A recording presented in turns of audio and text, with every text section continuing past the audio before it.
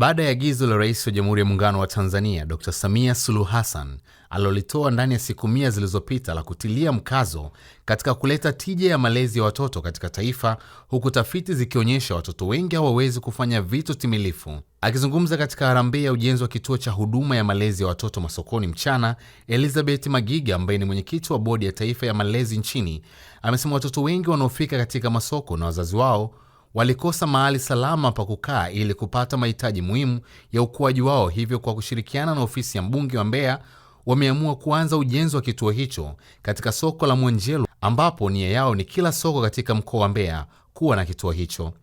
Kwa upande wake, mbunge wa jimbo la Mbeya Patrick Malunenge ametoa milioni 50 katika awamu ya kwanza ya ujenzi huo utakaogharimu takriban shilingi milioni 92, huku akisema dhumuni kubwa la kuwalea watoto hao, huku akibainisha kuwa mazumuni makubwa ya kuwalea watoto hao ni kuleta faida kwa jamii na nchi na kuwalea watoto katika misingi bora na makuzi mema. Tafiti zilionyesha kwamba watoto wengi wanakuwa hawafikii ule ukuaji timilifu, yaani kwamba kama mtoto anatakiwa kufanya vitu fulani katika umri fulani, wengi walionekana hawawezi kufikia hivyo. Na ukiangalia mkoa wetu wa Mbeya kuna changamoto ya masuala ya kilishe kwa watoto.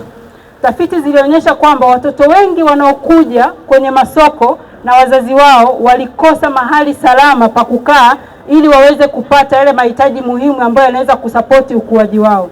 Kwa kupitia mpango huu na lile agizo la Rais ambalo lilitolewa hivi majuzi, WICARE kwa kushirikiana na ofisi ya mbunge na ofisi ya mkurugenzi na serikali kwa ujumla, tukaona tuhamasishe wadau ili waweze kusaidia katika uanzishwaji wa kituo katika masoko ya Mbeya, lakini tunaanza na soko la Mwanjelwa.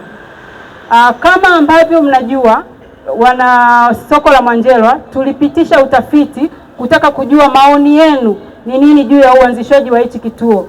Tunashukuru mtoa maoni mazuri sana, na baadhi ya maoni yalionyesha mnadhani kituo kitaleta faida gani, lakini yalionyesha changamoto kubwa ambazo watoto wanapitia, ambalo ndio lengo hichi kituo kitakuja kutatua. Baadhi ya changamoto ambazo mliziainisha ninyi wenyewe ambazo mnaona kabisa watoto wanazipitia katika soko hili la Mwanjelwa ilikuwa ni kwamba watoto wengi wa soko hili la Mwanjelwa wanakuwa wanazurura, hawana sehemu salama ya kukaa. Lakini pia ni kama watoto wengi wanakosokoswa na magari, wanakosokosa kugongwa na magari, lakini wengine wanajifunza lugha ambazo sio nzuri, wengine pia wanaungua na moto. Haya ni maoni ambayo tulipata. Kituo lakini kutoa zile huduma za msingi ambazo mtoto anazihitaji, alisema yeye mwenyewe Mheshimiwa Rais.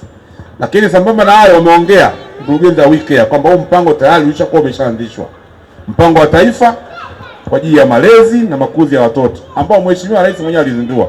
Kwa hiyo mtaona wananchi, hii ni dhamira ya dhati ya Mheshimiwa Rais Dr. Samia Suluhu Hassan, sababu yeye ni mama, amelea watoto na anapita maeneo mbalimbali, ameona adha ambayo kina mama mnaoipata mnapofanya shughuli zenu, lakini watoto wanakosa mfumo bora wa malezi, na mwisho wa siku tunakuwa na watoto ambao sasa wanakengeuka kwenye jamii, lakini kosa lote si lao, kwamba hawakupata yale malezi ya msingi toka wakiwa wadogo.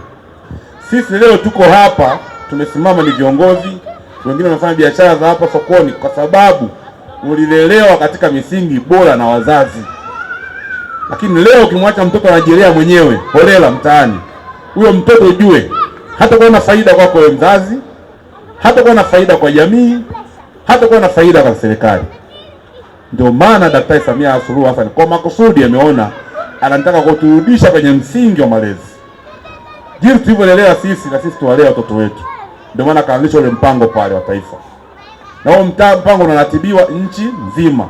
Sisi Mbeya tumeanza kufanya nini? Kutekeleza maelekezo ya Rais, kujenga kituo hapa cha kulea watoto, na mazingira yote ambayo yanatakiwa mtoto apewe, zile huduma zote atazipata kutoka kwenye hichi kituo, wakati mama anaendelea kufanya biashara hapa sokoni. Samia oye! Samia oye!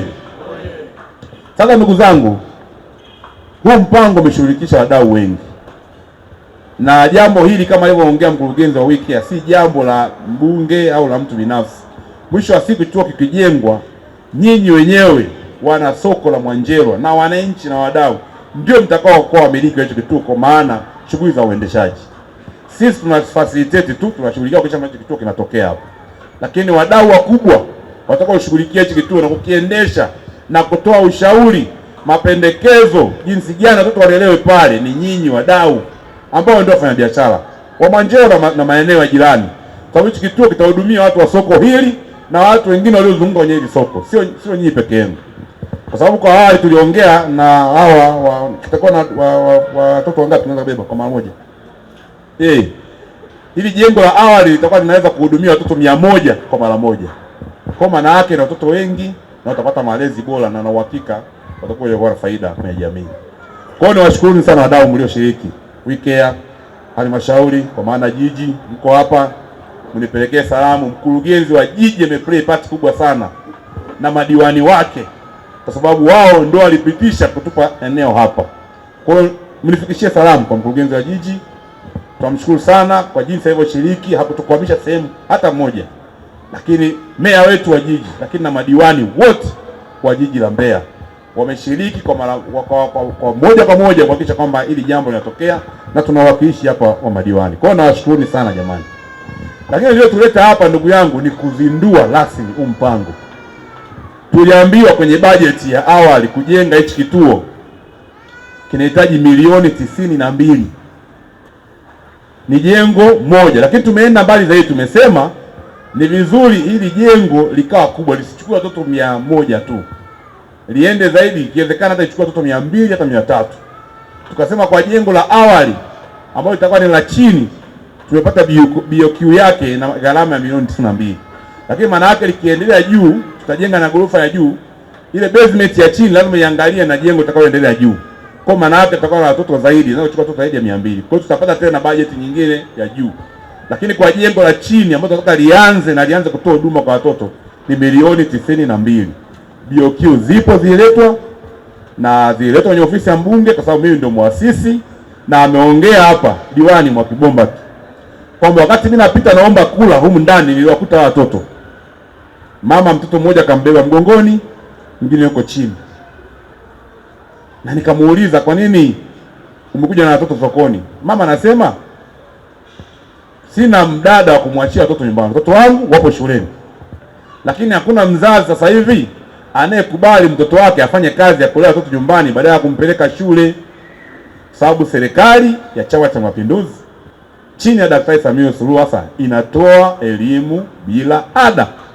Kwa hiyo hakuna mtoto yoyote ambaye atakuwa yuko nyumbani akaachwa ili afanye kazi ya kulea watoto. Kwa hiyo ni changamoto. Watoto wetu wote wamekwenda shule. Na sasa hivi ukitaka kumchukua dada wa kulea mtoto ni lazima awe angalau ameenda kidato cha 4 au cha 5.